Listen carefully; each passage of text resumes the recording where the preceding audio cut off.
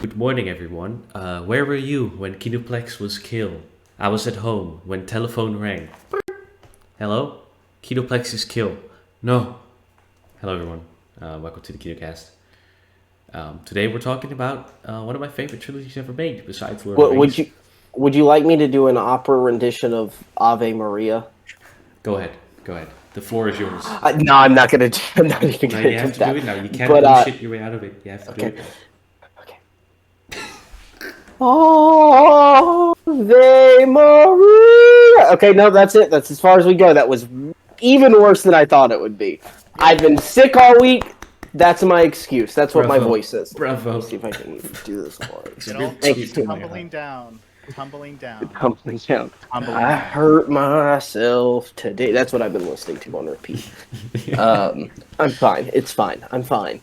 Are you? No, Okay.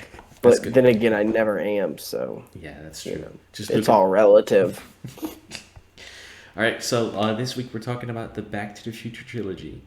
Yes, which ironically is what I was doing when the Kinocast was killed. I was right in the middle of Back to the Future 1. I was having a great time, and then I had to pause the movie for like an hour. It was great.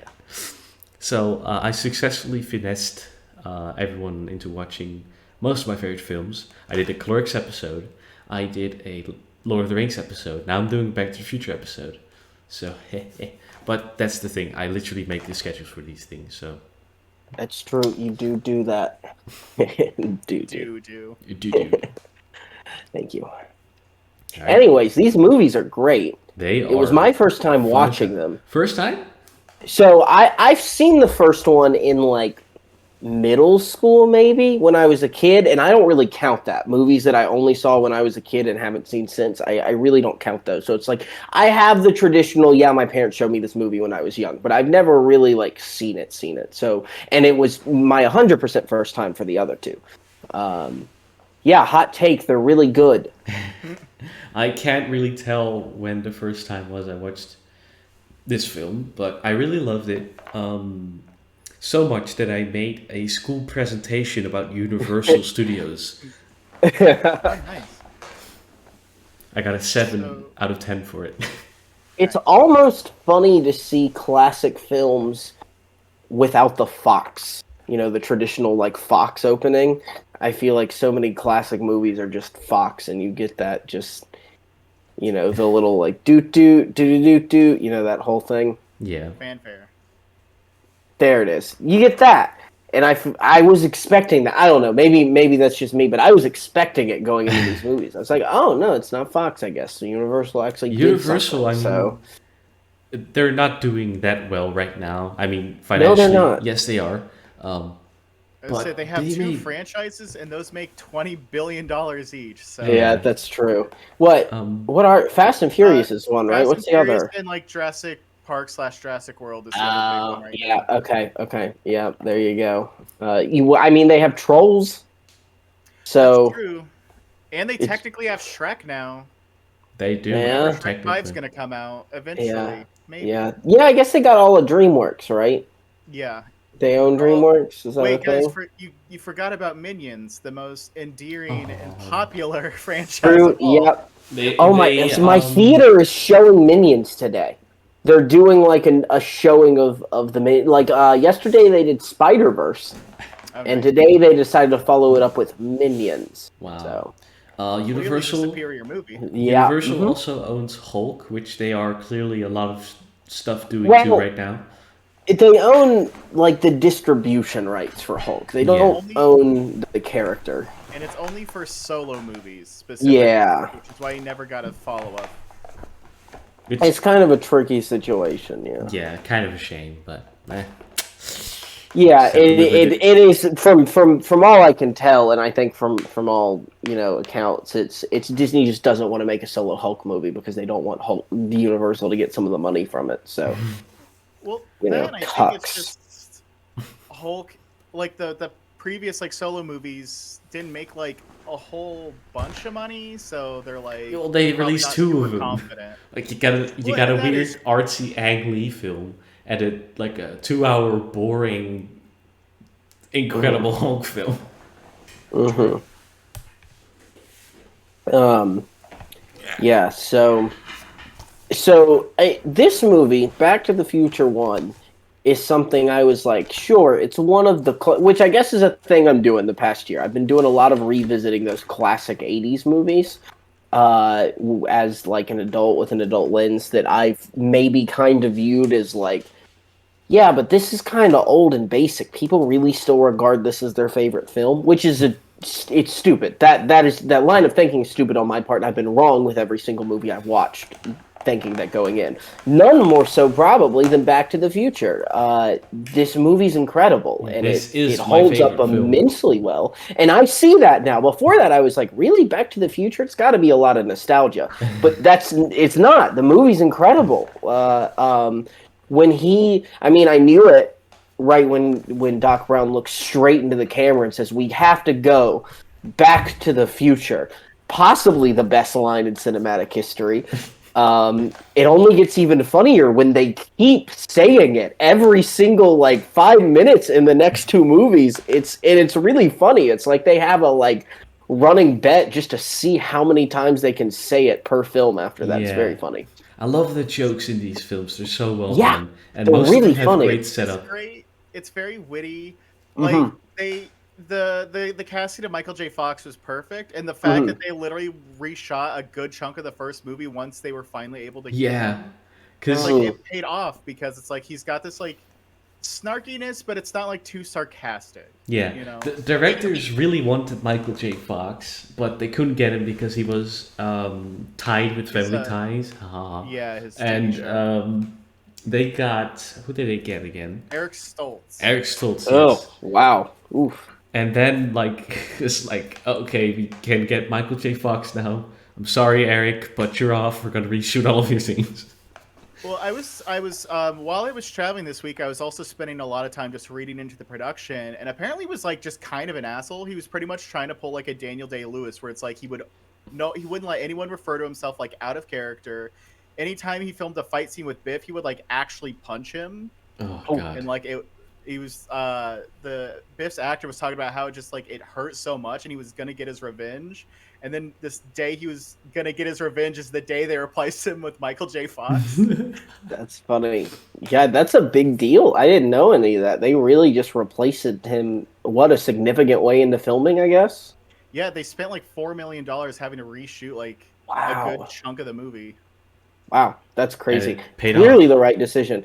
And maybe it's just because I watched Ferris Bueller again, which was another movie I saw probably in middle school and not since then, and I just watched that a couple of weeks ago. But it has a lot of the same energy is Ferris Bueller, I think. If they cast Matthew Broderick in this film or Michael J. Fox in that film, I'd feel like they were almost the same. One just has time travel.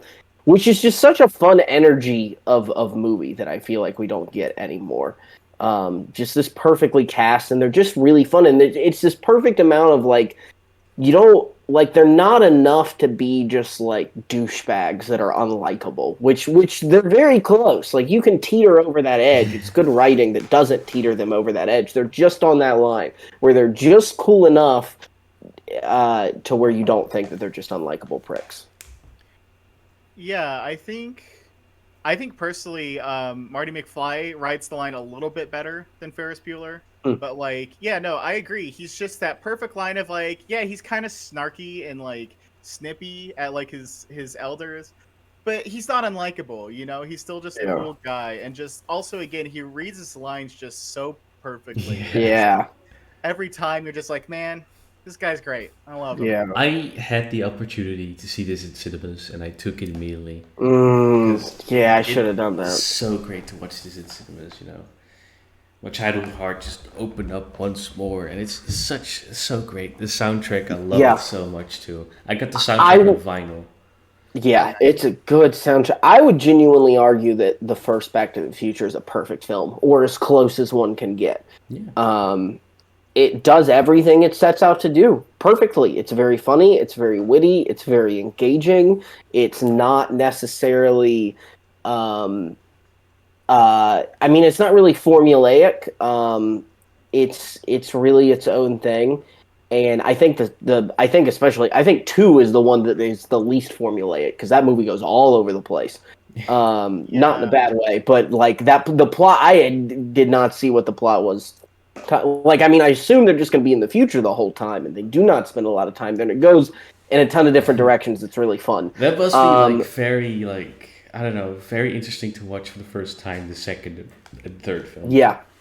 So, and I'm so glad I did them back to back because I also didn't realize. I mean, I realized when I was taking them out of the slipcovers here, and because I have the 4K collection I got recently with all three films, and it says like on the little poster things, it says part 2 and part 3, not just like 2 and 3. And 3, yeah. Yeah, and then when you get to the end of the first film, obviously it's very clear like these films flow into each other, and I think that's really cool. Is because these are movies I didn't know existed until like I was an adult. To the second and third ones, like, oh, they have that movie had sequels. Like, that's not a good sign.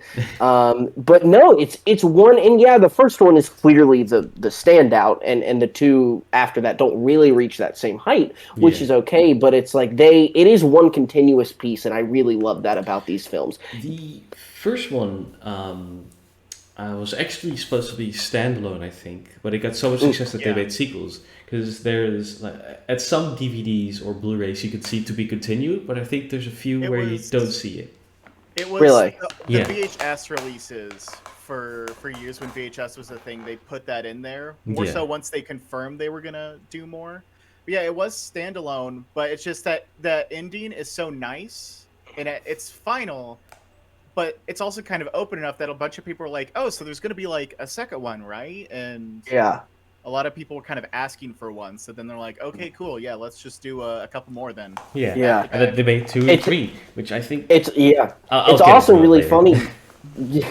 It's also really funny watching these back to back like this because like the second one just starts with replaying the final scene of the first one, so it's like, oh well, I mean it's fine, but I'm watching it back to back, so I'm just gonna skip through it because I literally just saw this exact same thing 5 minutes ago. I can imagine that being massively hype in a movie theater, like when these movies came out, though. And then the end of the second one does a like perfect setup and end, and then does like a slight clip show of, hey, here's the third movie. Like, here's some scenes from the third movie. It pulls a Matrix 2 by having the trailer for the next movie. Like play like right. Yeah. So that was really funny. I know that's definitely just because they shot them like back to back. Yeah. Throw them out. Which I think was a good decision, by the way. Yeah, I think that was a very good decision. I really like, again, I think it works in these movies' favor as, classic 80s film has sequels is not something that goes well most of the time, but I think what works in these movies' favors is that they are really one continuous piece, and they pick up right where the other left off, and it's one big story. And, smaller stories contained within it, but it's their ongoing narratives throughout the whole thing, and I think that's what makes the second and third movies really successful, because obviously the first one still works as its own piece. It doesn't need sequels. It suits them very well, but it doesn't have to have any. Oh, for sure, yeah. It's interesting for me. So I didn't really grow up with these movies. These were like the kind of classic adventure films that I didn't grow up with. So I didn't see them until 2015. Because that's when everyone was making a big deal because, in the second one, they go to the year 2015 and everyone was like, oh my gosh, are they going to come by any day? So I decided to watch them. And it wasn't until this rewatch that I realized I hadn't even finished the third movie before. I had seen parts of it, but I had never finished it. And so, it was kind of nice going through the second and third one again. Because even though I didn't grow up with the first one, it was parodied so much and it was like always talked about that I kind of absorbed all of it through like cultural osmosis. So like the first one, even though I didn't see it till a couple years ago, I pretty much knew like all the funny lines and all the big moments and stuff because again, it's become such a big part of like pop culture now that it's like Oh yeah, everyone knows the line about like, oh, you built the time machine out of a DeLorean, and the whole like finale where he writes the rock and roll song and stuff. It's like I had Yeah. seen that in so many different things that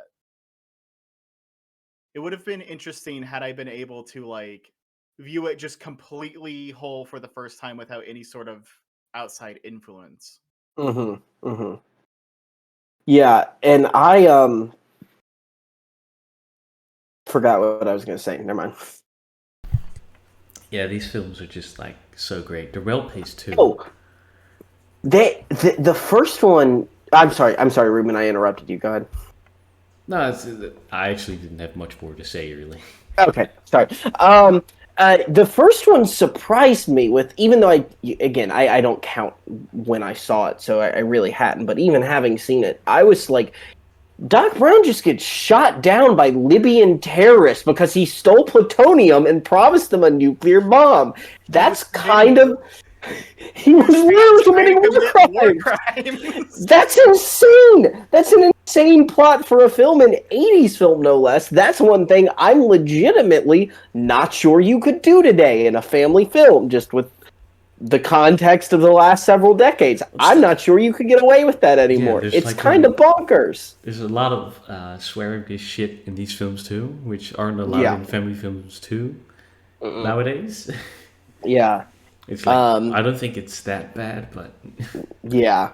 So that's the thing. I'm hooked from the beginning. Like, it's a fun... And the intro of the first film is perfect. It is a masterclass in how to start a movie. It sets everything up perfectly. The news reports of the plutonium being stolen, the Rube Goldberg machine, and the Doc's voicemail, and then when he just... kicks his like skateboard or whatever, or his foot hits the plutonium crate at the bottom. Here's my favorite perfect thing opening about the opening sequence. So Marty McFly doesn't know what the time is. Sure. But when he drops the skateboard, you can see that he has a watch on his wrist. Yeah. Yeah, that's funny. I didn't catch that. That's really funny. And plus, how can you forget when he's like, he realizes he's late and he starts running out, and there's like the montage of him skateboarding to The Power of Love by Huey Lewis in the News. Yeah. Like, just so good. Oh, it just gets me. It's like, I'm so on board with this film. I am amped to watch this now. This is just so much fun.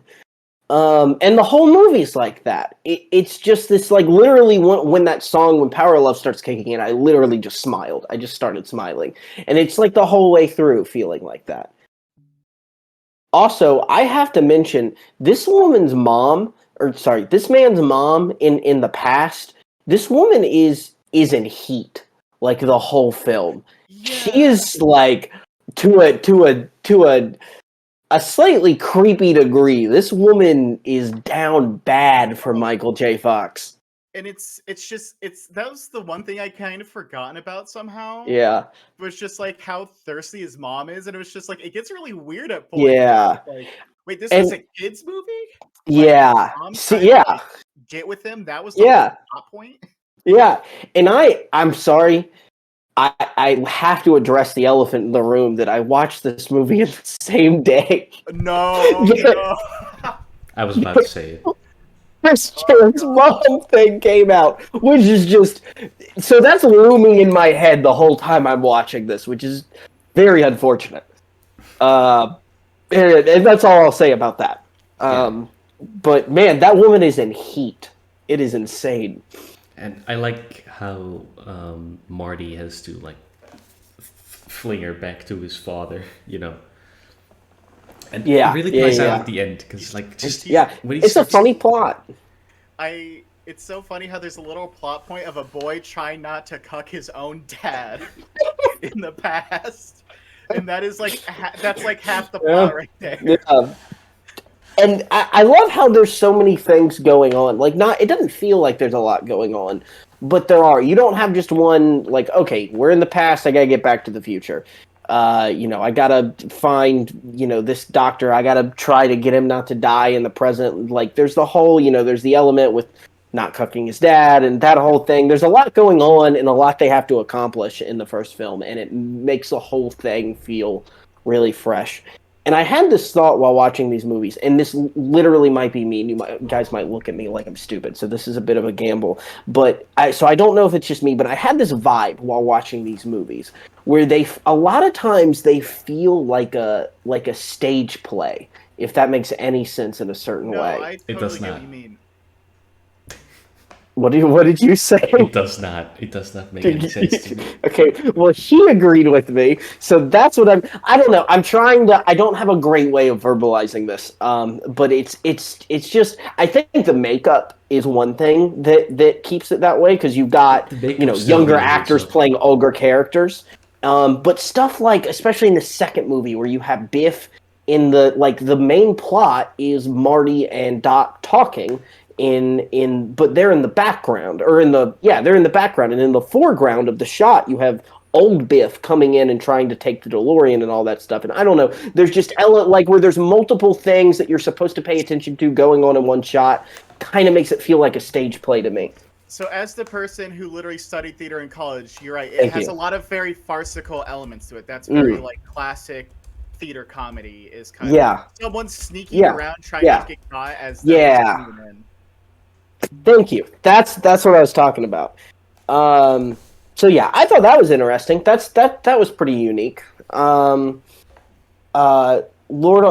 so funny that this won't come out on camera, but Steven Spielberg's name is plastered all over these movies. He did not make these movies. You can see in this cover here, you can see his name. His name's on top. It says Steven Spielberg Presents, and it's very clear. And then underneath that down here is where it says a Robert Zemeckis film. But the lighting behind it of the flame and the drop shadow they used on it makes it very hard to kind of make out that text on the bottom. So you can barely even read it's too in this particular film that it's Robert Zemeckis film. It's like Steven Spielberg did not make these movies. Well, and his name is the first thing you see in the movie too. Yeah, the first thing is Steven Spielberg. I mean, and that was just the 80s in general. That's the 80s draw. Yeah. It's like we got to put his name front and center because Steven Spielberg's going to sell some tickets, especially in the 80s. So right after he comes with Jaws, especially But it's like, dang, you're disrespecting my man Robert Zemeckis here. I also gotta love the balls of Robert Zemeckis. He said we are not gonna make the Back to the Future 4 unless I'm dead. Or a reboot. Yeah. That's great. God, this would be such an easy movie to bring back. Well, yes and no. I guess Michael J. Fox's health. Michael J. Fox's health may be an issue in that. I don't know, but otherwise, be a very easy series to bring back, even without him, just because of the narrative device. Thank God they didn't. It's good for them for not doing that because I imagine it must have been very tempting for some people. This is like this thing. You have to let it be what it is. Yeah. And don't touch it. Mm-hmm. Absolutely. At all. And I'm hoping it remains one of those few classic movies that is still currently untouchable. I hope it still stays that way. Yeah. Because there are some that's just they're never gonna try and do a real reboot of, and I hope this is one of those because it would just be nice to still just have something that isn't like a sequel or a reboot or a whatever they're doing nowadays where it's it's a sequel half reboot that kind of ignores the other ones. Just like the Halloween movies. Halloween, Ghostbusters, even that's what's happened with Ghostbusters right now. It's they keep making sequels that ignore the previous sequels. Yeah, Terminator.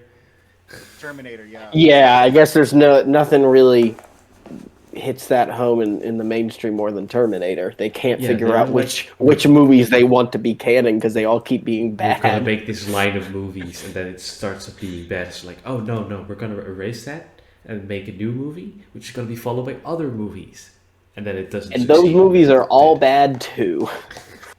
Not that I've seen any of the other Terminator movies, but they stink. Yeah, that's what I've heard. But yeah, it just to speak on the second and third movies in comparison to the first movie. The first movie is a classic. It's an instant classic for me. I can see why it's so beloved. I love this movie after watching it one time. I want to keep watching it. I immediately put it in my highest tier of films that I like. The second and third movies do not quite reach that level, which is understandable. Like that's such a like They do keep the who could ever do momentum. that 3 times? But all But right, they're good. They're really fun. They're fun movies. yeah. I like the story as a whole, and I think they do their jobs well. They don't reach the highest tier of filmmaking, which is something incredible that the first one even did. But I still enjoy them a lot. They're very light. They're very Yeah. fun to watch. They're So not bad by any measure. about Back to the Future, when I rewatched it like a few months ago, Mhm. um, um, I did something like I never did before, and I kind of cried when Marty McFly reunited his parents at the end. Yeah, Like not full on, but like something yeah, happened there that has never yeah. happened before when I watched the film. And it's a really touching moment, and when the It's a music really swells touching in, moment. it's like so damn great. Yeah, it's really nice. The second film. So to talk about the second film, um, man, that thing went off the rails. I was not Hold expecting it up, to just should go in we so many different directions. should we just first give scores for the first film? Oh yeah, we can do that. All right, for me, 10 out of 10. Yeah, I agree. It's a 10 out of 10. I'm gonna say like 9 out of 10. I'm emotional in my scores, so I just adored that movie. I'm giving it a 10. All right, second Um, film. Yeah, not as so good, obviously, yeah, and I think it's my least favorite of the trilogy. Actually, I actually prefer the third film, which I, is a I'm hot I, I take. I'm gonna say I'd probably have to watch the second and the third movies again to really get a good idea of which one I like more. On the surface, I may say two, but it did so many things, I think, and where the third one was just kind of in the West for the most part, and so I think on a second rewatch, maybe I find that it doesn't do all those things quite as well. But my gut reaction is that I like the second one just a little bit better. I I think probably when place them they both about the same go though. into Biff Town or whatever it's Yeah, when called, it becomes a Mad Max movie, yeah, kind that of becomes out, kind of out of heavy for nowhere. me. I Yeah. I It does get heavy. It's and I was so taken aback. I was like, "What is happening in this movie right now?" I didn't Like expect to go into old man alternate Biff Towns. yeah. timelines. The So I Biff Paradise, the Biff Pleasure Center, whatever it is. Sorry, go ahead. so I was gonna say I kind of agree with you. At least in this rewatch, I don't know if it's necessarily better or like ranked higher, but I think Yeah. I kind of enjoyed the second one more. Me personally, it's again that first one. It's just like to me, it's so well known. So it's Yeah. like the fact that the sequel is like a sequel where they get really ambitious with like the future and Yeah. the alternate timeline. Then you're going back to the past again and literally witnessing the finale, but now from like Yeah. somehow yet another perspective. Yeah. It's just and That's so also much fun. and on a technical level, like the fact that Mm, they use like literally every practical like effect and like hmm. trick in the book, especially with those scenes where they'll have like two versions of the same character Yeah. like Uh, interacting. Like yeah. it's like on a technical level, it's just supreme. Very impressive.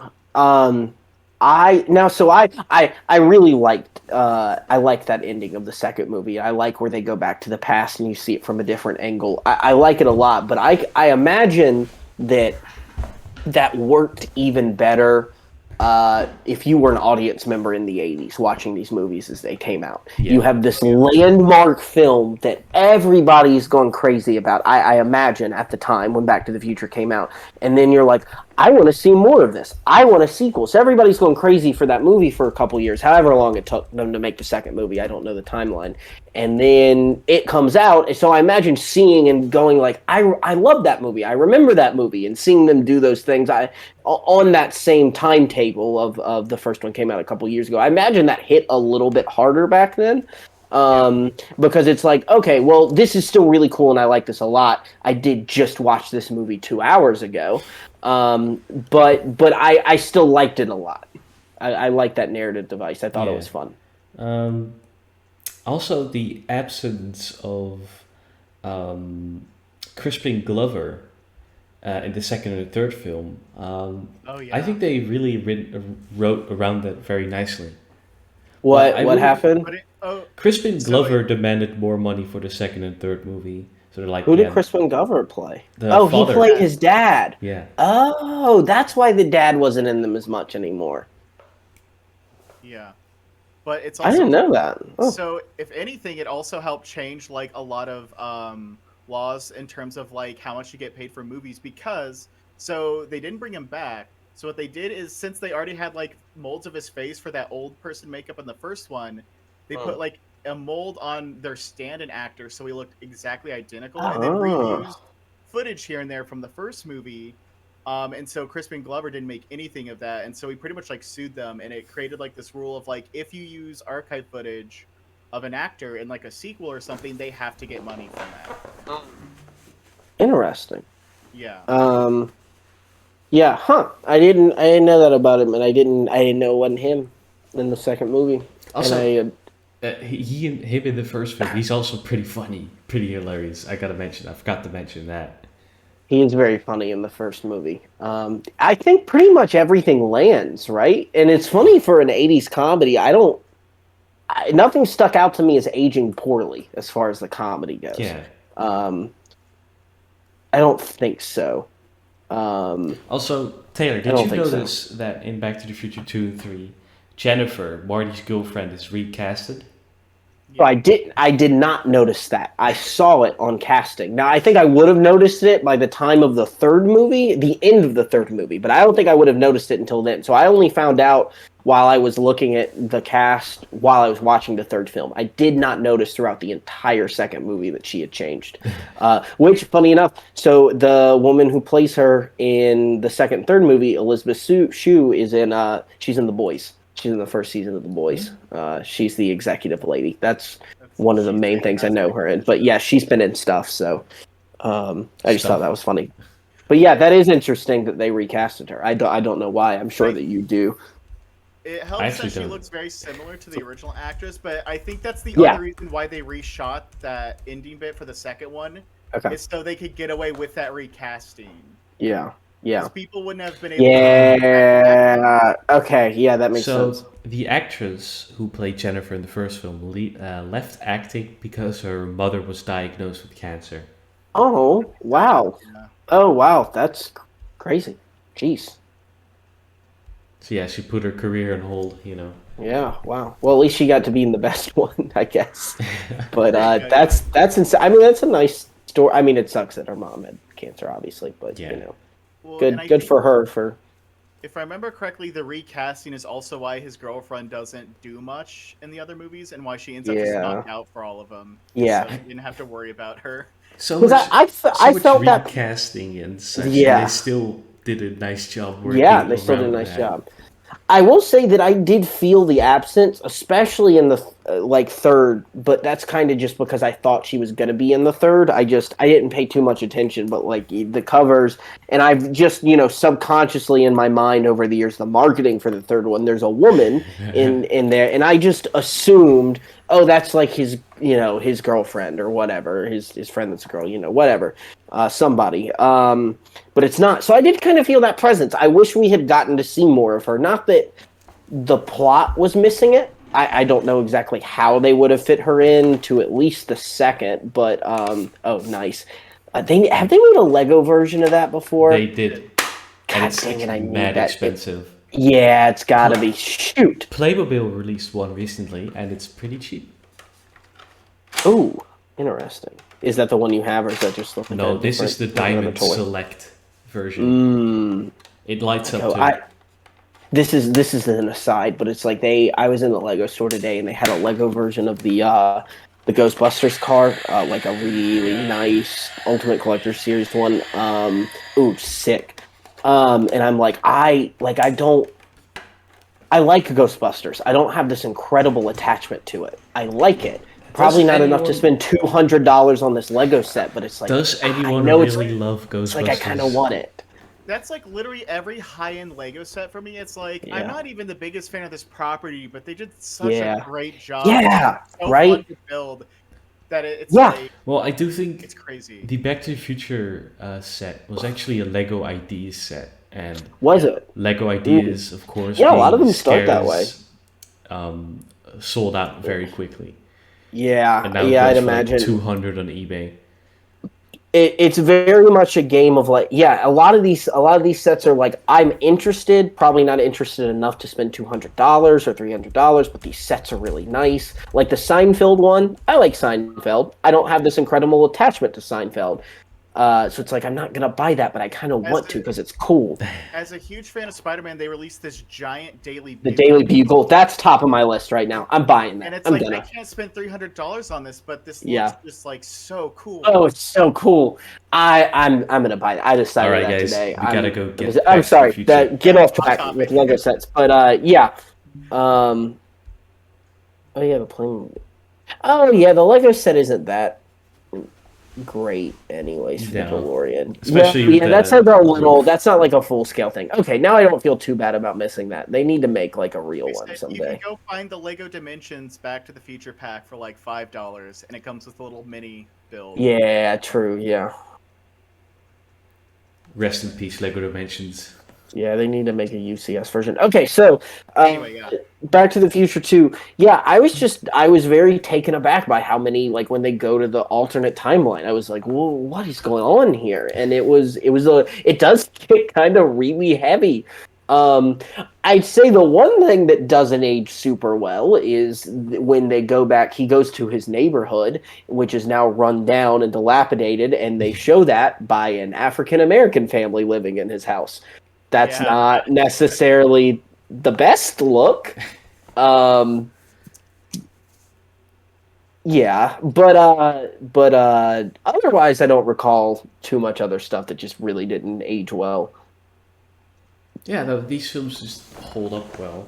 I mean, the second Yeah, and they third do might hold up just very not hold up because, I mean, they're not the first movie, obviously. They're not the first movie, know? yeah. A lot of people are like, they made the second and third film, just like you, just like, Yeah. they don't even know it existed. But here's the thing, the set design, the production design in those films is impeccable. Especially, I'd say especially in the second one. Yeah. They actually reused the Hill Valley set for Gremlins. Really? Yeah, interesting. So if you watch Gremlins, it's the Hill Valley yeah, set. Yeah. But like, yeah, especially in the second one, just because the third one's a Western, the second one does a lot of different things. And that's where you see kind of Hill Valley the most. You see they did such a great job of making Hill Valley look iconic in the first film. So you see the changes in the future and the alternate timeline and everything in the second film. You're like, oh dang, I can really see how this changed. It's instantly recognizable, which is cool. Gremlins didn't use the set from Back to the Future. Back to the Future used the set from Gremlins. Oh, interesting. I've never seen Gremlins. It's alright. I'll watch Gremlins at some point in my life. So, another thing I was just thinking about of like the second one, especially since now we are past the year 2015. Yeah. So I don't have the 4K set. I have the 30th anniversary, which was the previous one they did before that, which is it's pretty much the same. But on that bonus feature sticks, they shot a couple new shorts with Christopher Lloyd reprising his role. Who he looks slightly older, but still otherwise the exact same. Dude's looked like 70 for the past 30 years. Yes, he has. It's insane. But they made this fun little short. He's like, oh, by the way, yeah, I know all of our prediction or like what we showed 2015 didn't come true, but it's actually because something much worse ended up happening. So I just went ahead and saved us all while I was at that. It was just like a fun little extra thing that I was like, oh, that's fun. That's cute. I like that they went ahead and just did that. Yeah, that's fun. Taylor, are you aware of the existence of the animated Back to the Future show? Only just because I saw it on my my box set. I saw that it includes a couple episodes of it. All right. Yeah, I haven't seen it, so I actually. You haven't seen it? You haven't seen it, Ruben? Wow. Do you even know that Viggo Mortensen stubbed his toe on the set of The Lord of the Rings? Are you even aware of that? I'm starting to doubt it. Truly, my knowledge is fading. Well, Back to the Future 2. Yeah, it's still fine. I want to say 7.5 out of 10. I'm say 8 out of 10. I could go 8. And honestly, that's the same for the second and third film for me. Yeah. I could agree. as much as I liked it on this rewatch a bit more than the first, I'd still probably agree with 8. Yeah, which is a good score. Whether I give it a 7.5 or an 8, like I view that as a very good score. They're very fun movies, especially as the 80s films. They hold up remarkably well. Ambitious 80s movies. They do a lot. Like again, just to say the second one really goes for it in a lot of areas, and it all holds up very well. So I give it a lot of points for that. But it's funny, it's fun. I have no real complaints. It's just, they're standing behind one of the best movies ever made. So. Exactly. So my last little thing I would just like to say about the second one, it's like the only thing I'm surprised didn't happen is the fact we didn't somehow end up at Jaws 19 by the end of 19. I'm that's surprised. True. Yeah, that's true. That's a good point. I can't really believe. Oh, which is another fun thing. My box set includes, that's some of the extras. It has like a trailer. Like I haven't watched any of these, but it has like a trailer for Jaws 19 and like Pepsi, whatever that futuristic version of Pepsi is and stuff. It has like, I guess, fake commercials they made back in the day. So that's really cool. I think those were done for the 30th anniversary because that's when we were 15. Because those are on. Yeah, I once you said that, it's like, oh right, I do remember watching those. They're a lot of fun. Especially all the like ideas they had for its like. Yeah. How like one of the Jaws sequels was like a romance, and then another one was like a sci-fi Terminator movie, and then, like another one was a western. Yeah. So speaking of westerns, okay, I kind of really need to see a Jaws western now. All right, I'm kind of mad those don't exist because they all sound great. Let's just get into Back to the Future 3. Let's get into Back to the Future 3. Yeah, it's also good film. Great. Solid. So what I love about Back to the Future 3 is that it expands more upon the dynamic between Doc Brown and Marty McFly. They get which is definitely what we needed. Yeah, and also Doc Brown gets like nice character moments with Clara. Yeah, I think that's much deserved for his character, and I think that's why I prefer the third one more. Is because it's more character related. I really like how they kind of really set up Marty's, but they set up, so the first one really set up Marty as a character, but they really only started setting up his character struggles in the second movie. And I gotta say that's one of the things I like the most between the two films, is it really, and that's why I like how these movies really feel like one continuous story, is because his character development and his character arc and struggles that they set up in that second movie doesn't have to be tied up like a little bow at the end of the second movie. It expounds on them into the third movie. And the whole, like, he really hates being called out for being a chicken is just a very funny, like, character struggle he has to get over. So that it's I think it has depth and meaning to it, but it's also just silly and fun. So this is one of the details that I wanted to point out. A lot of people already know this, of course, and it's a very obvious one. But Back to the Future 2, when Biff is in the hot tub, he's watching like one of the Sergio Leone Western films. Yeah. And Clint Eastwood is wearing that metal plate. And then Marty does the same in the third film, which I think is just like set up very well. It's just like the chicken joke. It just carries over. But there's the layer on top of that, because Biff's like, he had a bulletproof vest. That's genius, which is the thing they pulled in the first movie with having Doc Brown wear a bulletproof vest. So it was both payoff that paid off in a different, or setup that paid off in a different movie, but also like a little meta joke about the plot convenience they used in the first film. I like that a lot. That was very funny. It's even funnier because it's like it's a Clint Eastwood movie, and then that's the name he takes on when he's in the Wild West. Yeah, exactly. And in fact, I had completely even forgotten that little scene was in the second film when I was watching the third film. Like, obviously it was in the second film, but that's just how well I think they bleed into each other. Because I was remembering, like, oh yeah, they set up the bulletproof vest thing, so they're going to do that. But I was like, that was in a different movie. That's really cool. So it's easy to kind of forget that when watching these movies all at once, I think. So yeah, that is the huge advantage of it being shot back to back. Yeah, definitely. Unlike The Hobbit, where nothing pays off. I think and obviously, they weren't planning all this stuff when they filmed the first movie, and I think that's for the best, because I think even though the second and third movies are good, I think it's really great that the first movie is still able to really stand on its own as its own piece. Mm-hmm, exactly. And I agree. It's like especially with how it is today, where it's just like everything has to be planned out. Like Yeah. 20 end credit even scenes. non-franchise films are like announced like 5 years in advance now. It seems like Yeah. it's just like it's nice that it's like yeah, you have just one standalone movie. It was popular enough that they wrote sequels, but then they were smart enough with those sequels and to Yes. plan the right things out, which is something that still isn't even happening today in Yeah. franchise hell that is Hollywood. Yeah. Definitely. So So definitely pleasantly surprised by these films Yeah, for me. and Not that I was. Well, yeah, I was definitely pleasantly surprised by these films. it being a western, I like that too. You know, I'm just a sucker for western films, and I love Marty McFly Yeah. trying to shoot. You know, The funniest bit of trivia I read about these movies is the third one is a western, just because Michael J. Fox said at some point while filming the first, he's like, honestly, I'd like to be in a western one day. So they're like, okay, sure, we'll make the third one a western. We'll get your wish right now. also That's really funny. I don't know if any of you guys have seen through the horror that is known as Seth MacFarlane's A Million Ways to Die in the West. I have Absolutely not. I Couldn't have pay me. Unfortunately, seen it. There's one joke in that film that's actually pretty funny. I know the one you talk about. Yeah, and the main character of that film goes to a barn. He opens the barn, and Doc Brown is in there working on the DeLorean.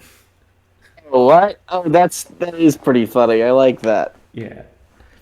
Too bad none of the rest of the movie is good. Yeah, But it's bad. one of the only bad thing about that joke is they showed that in the trailers. So like the Yeah. best joke was spoiled ahead of time.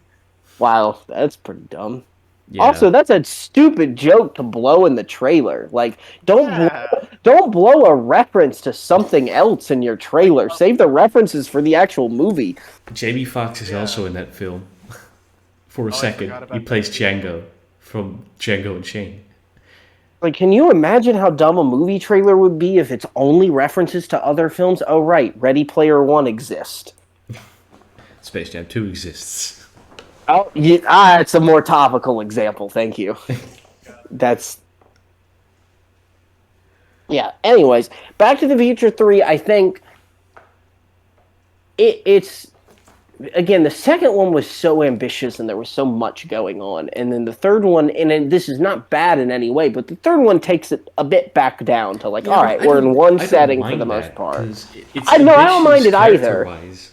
Yeah, it's very ambitious, and that's really what I won't say carries the film because I think every element of the movie does work, but it's definitely what stands in place of that ambition and that change, that rapid, so many things going on in the second movie is that was a really strong anchor, and I think this was the strong anchor in the third movie was that character development. Very, very good. And also, like the first film, I think the end scene, the chase scene when they're on the train, I think it's so exhilarating to watch. It is such a well edited, just well executed scene. It is. It's so well. Yeah. Is this a robbery? Definitely. No, this is a science experiment. I have to say, one of my favorite jokes in the trilogy was in the second film. Really, a payoff to a joke, but a joke in itself as well is the principal character being taken to this character, this caricature level of I hate slackers, to this point where he's standing on his porch shooting at slackers, and slackers are coming and doing drive-by shootings at him. That was really funny, and I liked that a lot. I liked taking that character to this really goofy level in the future. It was very funny to me. His ancestor in the third movie is like the town marshal, the one who's like, But that was him, right? Yeah. Exactly. Yeah. So it's like, really funny. That was a. Go ahead. Sorry, go ahead. No, you're good. You go. No, I'm gonna go on a tangent, so you go ahead. Okay. That was like it was a relatively subtle payoff. It was in that it was good writing. They didn't beat you over the head with having to do that joke like again and again. I'm not verbalizing this super well, but in a lot of modern movies you can see that where they're like, remember that thing? Here's the joke again. This is that joke, but now it's in the Old West. So it's they did a good job of writing that and being a bit subtle about it. yeah, it was ahead of its time concerning those jokes.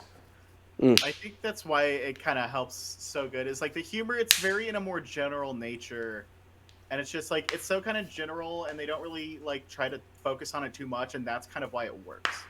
Yeah, Because that's the other thing about definitely. like comedies nowadays. It's like they're trying so hard to be funny, where it's like it's not that hard to be funny. Yeah. If you Yeah. don't focus on it too long, it's fun. But anyway, my little tangent, it's I don't want to make it seem like a nitpick, but it's something I noticed.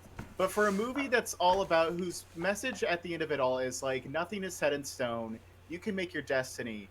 Everyone's families literally looks the exact same.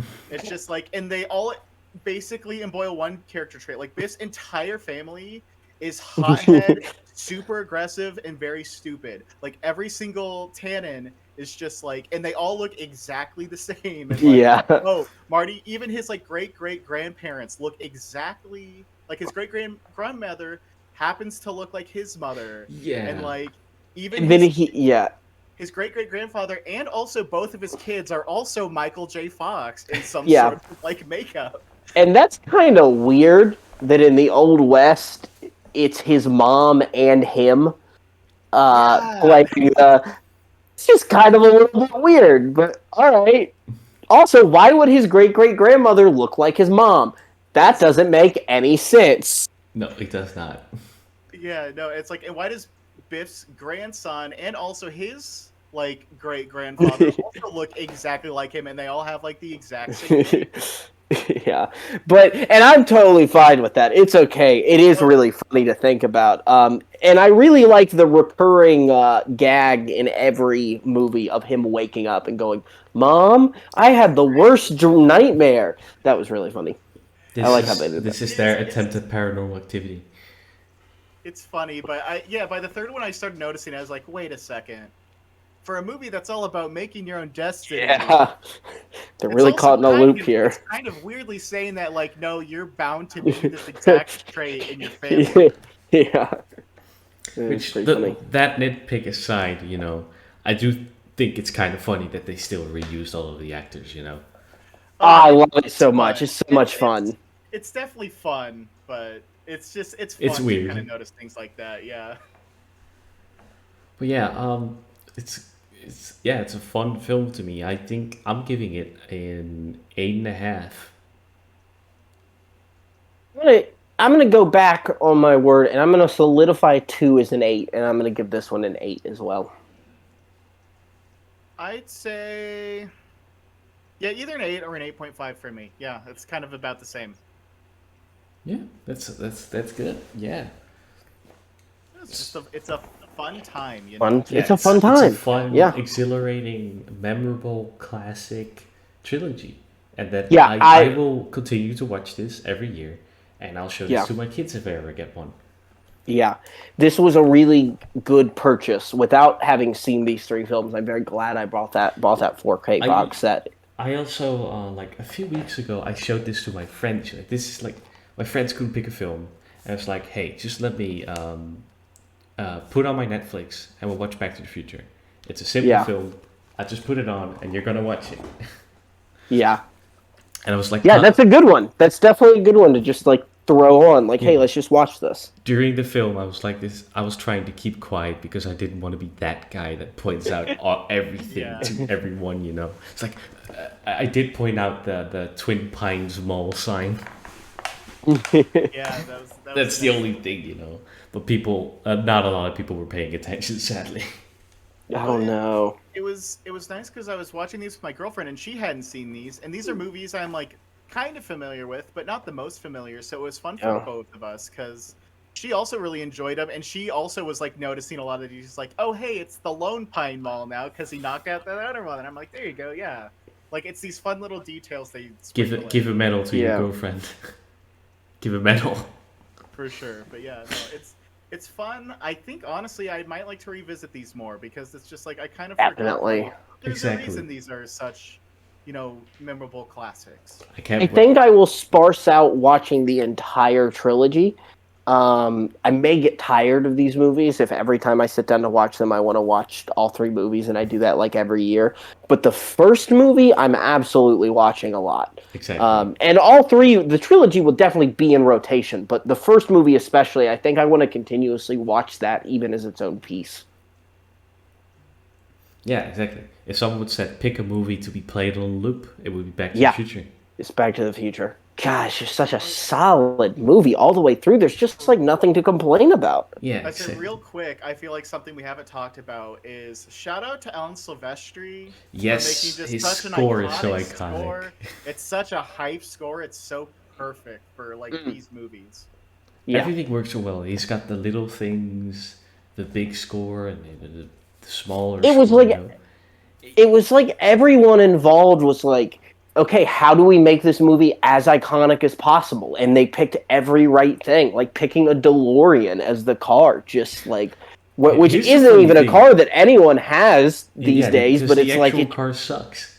Well, and that's yeah, it's like the only reason we remember that car, but they just picked a car that just has this look to it that we all remember that stands in our minds. Like, what if they were just like, yeah, all right, here's let's. I put a time machine in a Honda Civic.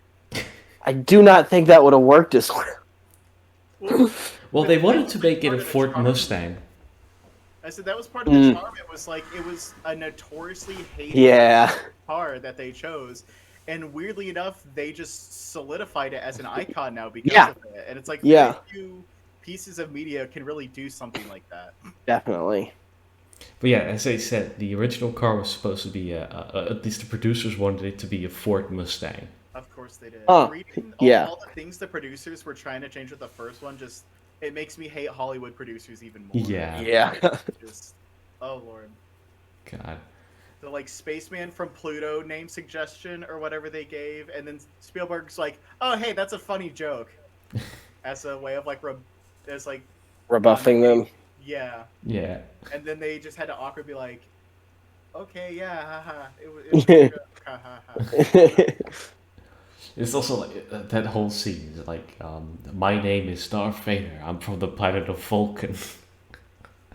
Yeah, it was pretty funny. I mean, I imagine that like really killed in the 80s, Yeah. but Oh yeah. it's obviously still a timeless joke, and I'm sure they could have foreseen that. Star Trek and Star Wars have been pretty big deals for a while. It was clear they're going to stick around, but good on them for picking pop culture references that are actually still relevant. Yeah. To the other franchises that will like never refuse to die, no matter how Yeah. old they get. All right, so I guess that's it for all of it. Yeah, that's the trilogy. Yeah. Well, next week we'll be back with 2 movies: Snake Eyes and M. Night Shyamalan's Old, which is bound to have a lot of discussion. Yes, and then just for record, we're doing the Suicide Squad the next week. Give it a little time, right? Yeah. Yeah, which you're not there for that one, I think. I'm correct? not there. Yeah. Nope. R.I.P. Yeah, that's gonna be good. Are you seeing it next week? I'm seeing it on Monday. On Monday? Oh, Yeah. shoot. I have to wait until Thursday. It doesn't come out here till next I- Thursday. What I- about you, Tyler? I really want to see it so bad. Whether or not I'll see it in theaters or just buy HBO Max again. Yeah. Either way, I'm gonna see it. But I'm seeing Old tomorrow, actually. Funny enough. Nice. This, Let me know this what you is- think I- of it. yeah, I have But, to see Old just Snake for- Eyes soon. I don't know when. Just for a second, let's just end here. So, till next week, guys. Goodbye. See you.